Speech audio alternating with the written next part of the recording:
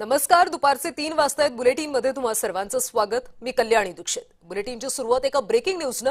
मंत्री नरहरी झिरवाळ यांना राष्ट्रवादीकडून अभय देण्यात आले. झिरवाळ यांची फडणवीस यांच्यासोबत फोनवर चर्चा झाली. बदनामीचा कट रचणाऱ्यांवर कारवाई करण्याची मागणी करण्यात आली.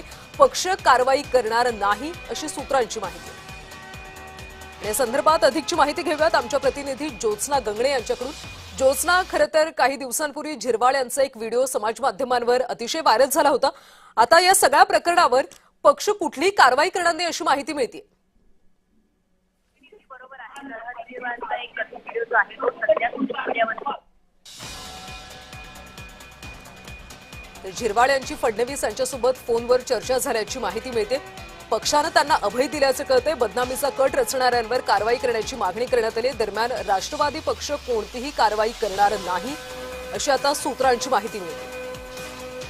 काही दिवसांपूर्वी नरहरी झिरवाळ यांचा एक व्हिडिओ व्हायरल झाला होता आणि त्यानंतर झिरवाळ यांच्या राजीनाम्याची मागणी करण्यात आली होती. काही दिवसांपूर्वी अन्न आणि औषध प्रशासन विभागामध्ये सुद्धा लाचखोरीचं प्रकरण घडलं होतं आणि त्यानंतर हा व्हिडिओ व्हायरल झाला. त्यामुळे विरोधकांकडून त्यांच्यावर टीका केली जात होती. मात्र पक्ष आता झिरवाळ यांच्यावर कोणतीही कारवाई करणार नाही अशी सूत्रांची माहिती.